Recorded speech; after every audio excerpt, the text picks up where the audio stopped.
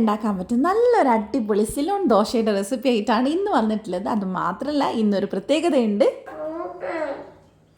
ഇന്നത്തെ വീഡിയോയും അതുപോലെ തന്നെ കിച്ചണൊക്കെ കാണുമ്പോൾ തന്നെ മനസ്സിലായിട്ടുണ്ടാവും നമ്മളിന്ന് പുതിയൊരു അടുക്കളയിലുള്ളത്. നമ്മൾ വയനാട്ടിലേക്ക് ഷിഫ്റ്റ് ആയിട്ടുണ്ടായിരുന്നു. അപ്പോൾ ഫ്ലാറ്റിൽ വന്നിട്ട് ഫസ്റ്റായിട്ട് എടുക്കുന്ന വീഡിയോ ആണ് കേട്ടോ.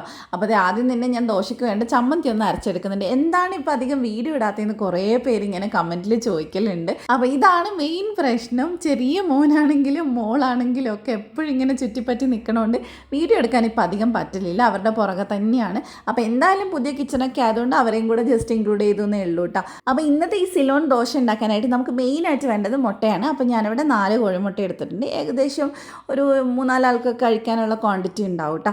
അപ്പോൾ നമ്മളിത് ആദ്യം തന്നെ കോഴിമുട്ട ഒന്ന് പൊട്ടിച്ചൊഴിക്കുന്നുണ്ട്. പിന്നെ നമ്മൾ ഓൾറെഡി അരിഞ്ഞു വെച്ചിട്ടുള്ള സവാളയൊക്കെ ഇട്ട് ചേർക്കണം. കുറച്ച് കറിവേപ്പില, അതുപോലെ തന്നെ 2 പച്ചമുളക്, ഒരു 1.5 സവാള ചേർത്തിട്ടുണ്ട്. പിന്നെ മെയിൻ ഇൻഗ്രീഡിയൻറ്റ് ഇതാണ്, ഏതെങ്കിലും ഒരു ഇറച്ചിക്കറിയുടെ ചാറ്. അതാണ് മെയിനായിട്ട് വേണ്ട കേട്ടോ. അപ്പോൾ കുറച്ച് ഉപ്പും കൂടി ഇട്ടിട്ടുണ്ട്. അപ്പോൾ ഞാനിവിടെ ചിക്കൻ കറിയുടെ ചാറാണ് എടുത്തിട്ടുള്ളത്.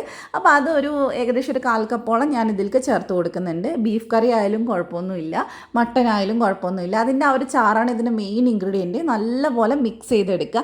ഇതൊരു തമിഴ്നാടൻ സ്റ്റൈലിൽ തട്ടുകടയിലേക്ക് കിട്ടുന്ന ഒരു ദോശയാണ് കേട്ടോ. അപ്പോൾ അതേ നമ്മൾ ദോശമാവ് ഇന്നലെ അരച്ച് വെച്ചിട്ടുണ്ട്. പിന്നെ ഇവിടെ വയനാട്ടിൽ നല്ല തണുപ്പായതുകൊണ്ട് ദോശമാവ് അനങ്ങിയിട്ടില്ല. അപ്പോൾ ഞാൻ ഫസ്റ്റ് ടൈം അരച്ച് വെക്കുന്നതുകൊണ്ട് തന്നെ അതത്ര ശ്രദ്ധിച്ചിട്ടുണ്ടായിരുന്നില്ല. ഇനി വേണം അത് പൊന്നുന്ന രീതിക്കൊക്കെ അടച്ച് വെക്കാനായിട്ട്. അപ്പോൾ അതേ ഞാൻ എന്തായാലും ദോശക്കല്ലൊക്കെ ഒന്ന് എണ്ണയൊക്കെ തടവി എടുത്തിട്ടുണ്ട്. അപ്പോൾ ഇനി നമുക്ക് ദോശയുടെ മാവ് ഒന്ന് ചുറ്റിച്ചെടുക്കുക. ഇത് നല്ല ടേസ്റ്റാണ് കേട്ടോ കഴിക്കാൻ. മക്കൾക്ക് ഇവിടെ നല്ല ഇഷ്ടമായിട്ടുണ്ടായിരുന്നു. അപ്പോൾ നിങ്ങൾ എന്തായാലും ട്രൈ ചെയ്ത് നോക്കുക. അപ്പോൾ ദോശ ചെറുതായിട്ടൊന്ന് വെന്ത് തുടങ്ങുമ്പോൾ അതിൻ്റെ മുകളിലായിട്ട് നമുക്ക് മുട്ടയുടെ ആ ഒരു മസാല ഉണ്ടല്ലോ അതൊന്ന് ഒഴിച്ചു കൊടുക്കുക. അപ്പോൾ അത്യാവശ്യം നന്നായിട്ട് തന്നെ ഞാൻ ഒഴിച്ചു കൊടുക്കുന്നുണ്ട്.